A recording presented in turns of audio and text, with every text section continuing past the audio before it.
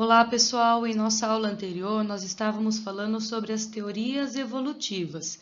Então, nosso tema de hoje vai ser um pouquinho sobre a evolução do ser humano e eu vou explicar para vocês como que é a interpretação de uma árvore filogenética.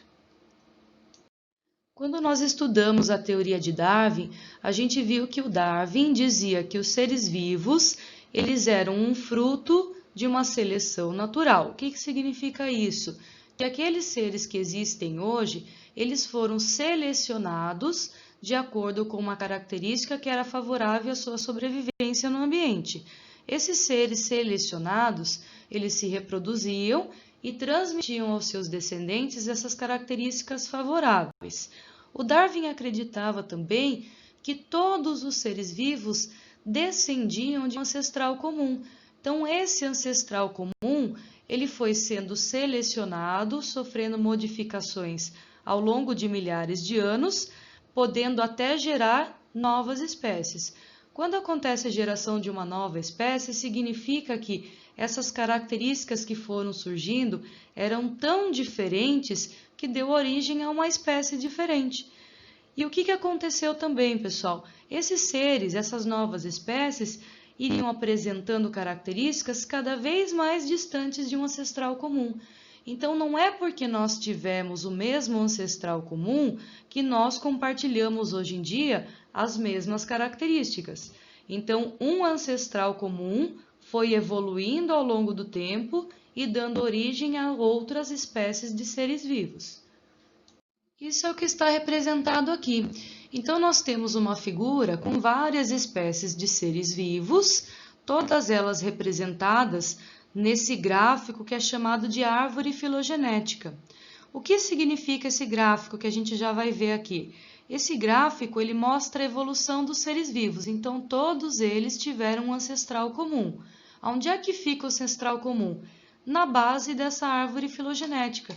Então, de acordo com essa árvore que está mostrando vários seres vivos animais do reino animal, nós temos os quinidários, que deram origem, através de vários processos de evolução, a todos os outros seres vivos. Então, por exemplo, aqui, nós, seres humanos, os macacos, os pinguins, tivemos um ancestral comum que, segundo essa árvore, está dizendo que são quinidários. A gente precisa entender o que é uma árvore filogenética, como interpretar uma árvore filogenética. Então, a figura anterior era uma árvore filogenética do reino animal. A árvore filogenética ela pode ser feita com qualquer ser vivo, pode ser do reino animal, pode ser do reino vegetal, pode ser do reino monera, do reino protista, não importa. Mas você tem que saber interpretar uma árvore filogenética. Então, ela vai ser sempre ligada através de linhas. Por que é a árvore? A árvore, porque ela tem um tronco principal e teria os seus galhos. Então, nessa figura aqui, eu tenho algumas setas com o número 1, o número 2, o 3, o 4, o 5. O que significam esses números aqui, que é a interpretação da árvore filogenética? O número 1 está mostrando um ramo. Na verdade, a gente tem o ramo que chega na espécie A, temos um ramo que chega na espécie B, um outro ramo que chega na espécie C e um outro ramo que chega na espécie D. O número 2, que é essa bolinha aqui, está representando um nó, que é a partir da onde acontece uma ramificação, uma diferenciação entre os ramos. Então, nesse ramo, nesse nó, significa que eu tenho o ramo que vai para a espécie A e um outro ramo que vai gerar a espécie B, C e D. Nesse outro nó, eu tenho um ramo que gera a espécie B e um outro ramo que gera a espécie C e a espécie D. Nesse outro nó, eu tenho um ramo C e o ramo D. Essa representação do número 3 está mostrando o grupo de espécies. Então, eu posso colocar uma espécie aqui. Então, todos os indivíduos que estão aqui compartilham o mesmo conjunto de características. Então, posso colocar o nome de uma espécie aqui. Esse número 4, ele está representando uma característica compartilhada pelos grupos acima dessa característica. Então, eu estou dizendo aqui, número 1 em romano significa que esta característica é compartilhada pelos indivíduos que estão acima dela. Então, C e D compartilham essa característica aqui. Na questão aqui do número 2, é uma nova característica. Então, o C e o D compartilham esta característica.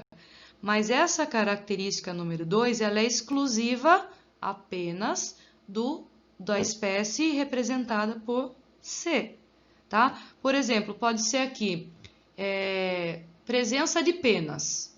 Então, pode ter uma espécie de ave aqui, a C, e uma espécie de ave diferente na D. Pode ser essa característica aqui exclusiva da espécie C, que a espécie D não representa. Por exemplo, pode ser uma pata com nadadeiras. Então, eu posso dizer que o C é uma espécie de pato e eu posso dizer que o D, por exemplo, é um gavião, que não tem nadadeiras.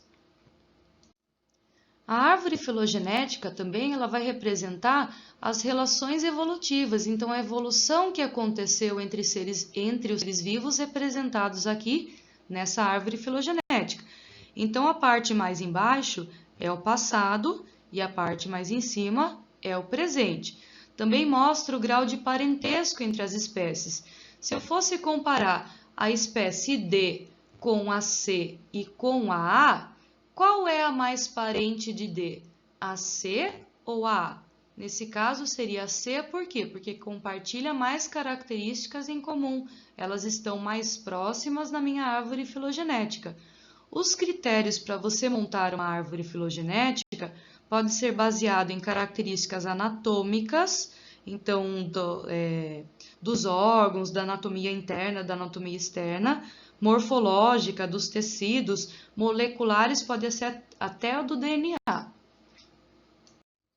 Essa figura está representando uma árvore filogenética dos primatas. Então, aqui eu tenho vários tipos de primatas. Então, por exemplo, o gibão, o orangotango, o gorila, o chimpanzé e o homem, eles estão em um ramo chamado de hominoídeos.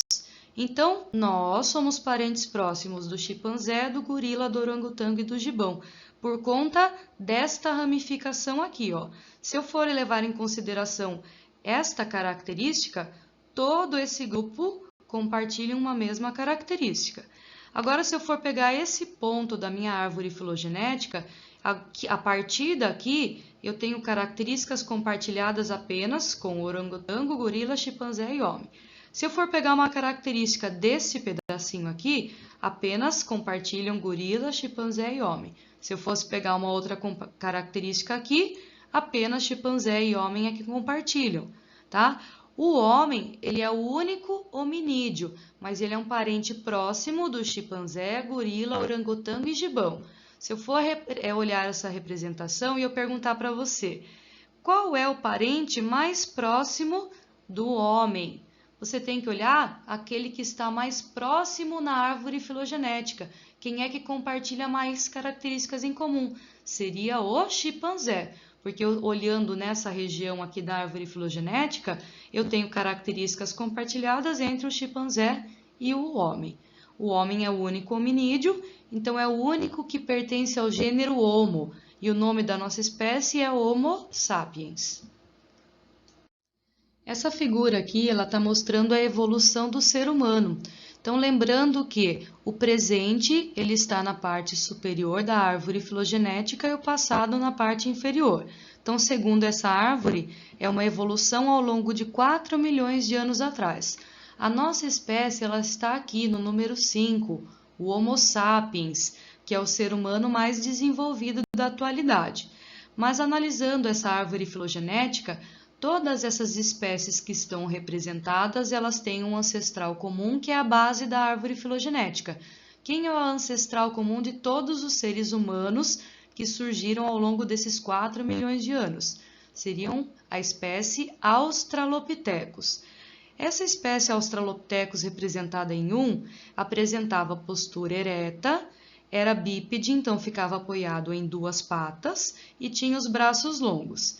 Então, o Australopithecus ele deu origem a este ramo para o lado esquerdo, que deu origem a todas essas espécies aqui, e um ramo do lado direito que deu origem a essas 3 espécies.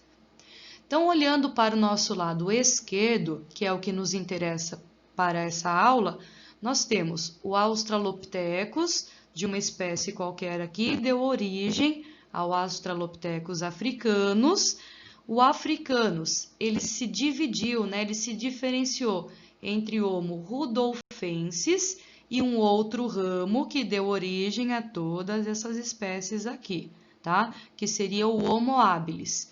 Então, nossa espécie Homo sapiens, ela veio da evolução do Australopithecus, que evoluiu em Homo sapiens, que evoluiu em todos esses grupos até chegar aqui no Homo sapiens. Quais eram as características do Homo habilis? Ele já tinha uma caixa craniana maior se comparada com o Australopithecus, já apresentava uma dentição menor e já começou a produzir ferramentas, que é uma característica que ajuda muito na sobrevivência. Então, o Homo habilis deu origem a uma outra espécie, que é o Homo ergaster, ao longo de processos evolutivos da seleção natural. Esse Homo ergaster deu origem a esses outros 3 grupos aqui, outras 3 espécies, e a essa uma espécie aqui que é o Homo erectus. O Homo erectus apresentava como características, eles eram muito ágeis caçadores e apresentavam o domínio do fogo. Nesse outro ramo aqui, nós temos o Homo neanderthalensis, que foram os primeiros a começar a produzir roupa, então eles tinham uma maior habilidade na utilização das ferramentas e foram os primeiros a desenvolver uma linguagem. Não a linguagem que a gente conhece hoje, seria uma linguagem mais com grunhidos, uma linguagem mais por gestos. Daí essa espécie aqui, que é esse Homo aqui, ele deu origem ao Homo neanderthalensis e ao Homo sapiens. Características do Homo sapiens seria o desenvolvimento da agricultura, da pecuária, da cultura, da fala desenvolvida, de um encéfalo grande, da linguagem, tá? Então, nós vamos ver as características que fizeram com que o Homo sapiens fosse a espécie mais evoluída hoje em dia. Nesse slide, eu apresentei para vocês as características que são exclusivas da espécie Homo sapiens, que fez com que essa espécie fosse dominante no meio ambiente. Então, a primeira delas aqui, ó, bipedismo e postura ereta. Então, é andar sobre 2 patas. O que isso favoreceu na evolução da espécie Homo sapiens?